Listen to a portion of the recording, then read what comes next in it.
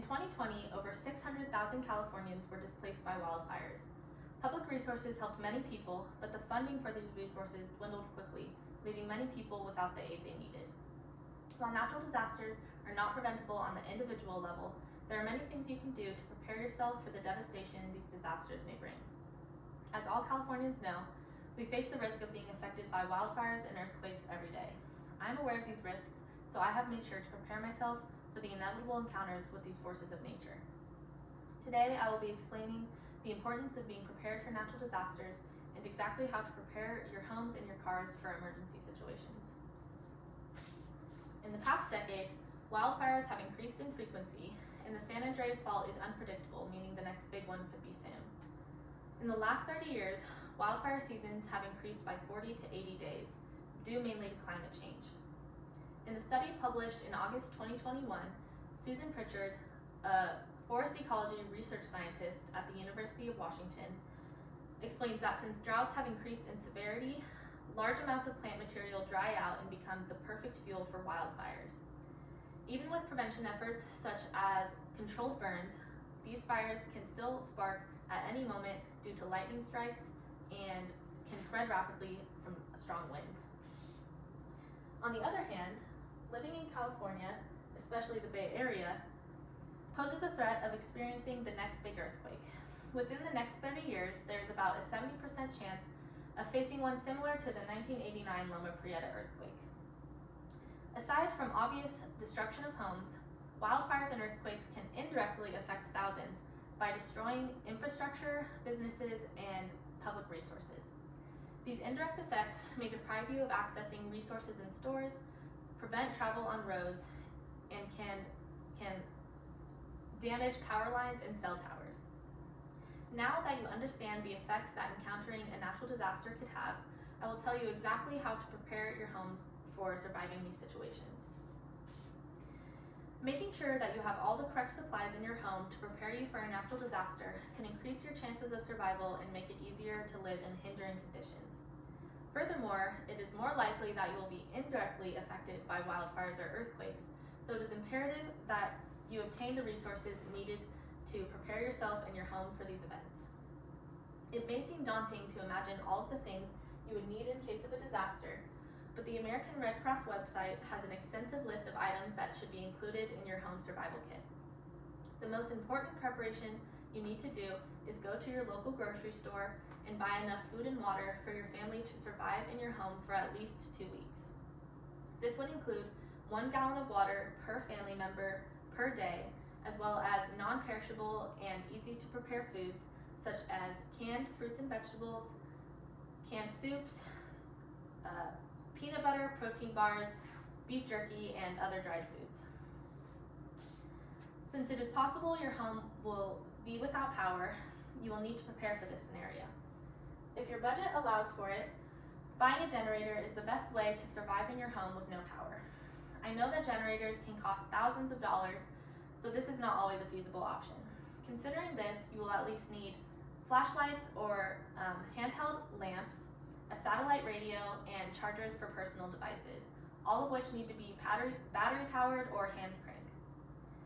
In this case, you will need to set aside an extra supply of the appropriate batteries for these devices. To keep warm, you need to make sure that you have enough blankets, or you can get a fuel-powered heater. Next, you'll need to put together the essentials for keeping yourself healthy and comfortable.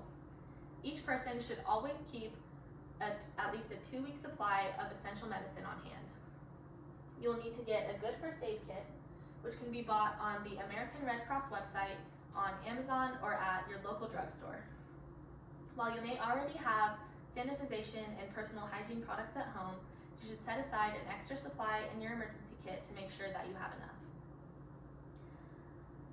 In case of an emergency evacuation, make sure that you own enough luggage for each family member to pack up their essential belongings, and make sure that you have pet carriers for any pets. There are some specific items you need in case of wildfire or earthquake. Since wildfires make the air unhealthy to breathe, make sure that you have N95 or KN95 masks for each household member. These can be purchased at most stores nowadays, or they can be bought online. If you live in a 2-story home, make sure that you have a compact ladder stored upstairs in case of a 2nd-story emergency evacuation after an earthquake. In the case of any evacuation that you don't have enough time to gather many resources from your home, there are some basic things that you should have waiting for you in your vehicle. Putting together a bag to keep in your car with bare essentials will ensure that you will be able to survive and be self-sufficient in the case of being stranded or away from home. First, you will need to go to a sporting goods or outdoor recreation store and get a good-sized backpack with many storage compartments. Just like your preparations for home, the items that are most important to get are food and water. However, since you will have less storage in this instance, you will only need to be prepared with food and water to help you survive for 2 days. You can store a case of water bottles in your trunk. Regarding food, you need to consider the wide range of temperatures that the inside of your car may be. Temperature-safe foods that you need to get are dry cereals, plain crackers and pretzels, instant ramen, honey, instant coffee, and Gatorade powder. You can also choose to get foods for your emergency bag that need to be rotated every 6 months. These include dehydrated fruits and vegetables, protein bars, jerky, nuts, and seeds. All of these foods are easy to find and can be bought at your local grocery store. Diane Vukovic, a survivalist who is a contributing writer for PrimalSurvivor.net, recommends a few tips for storing emergency food in your car. To remember to rotate your emergency supply, make sure that you always do it during daylight savings time. And to make sure you do not snack on your emergency supply, make sure that you pack foods that you do not particularly like so that you are not tempted to eat them. Other health and safety items that you'll need to pack in your bag are an emergency blanket, a first aid kit, a spare change of clothes, a solar-powered phone charger, jumper cables, and flares. Items to pack for communication and navigation are a map of your area or the area you plan to travel to,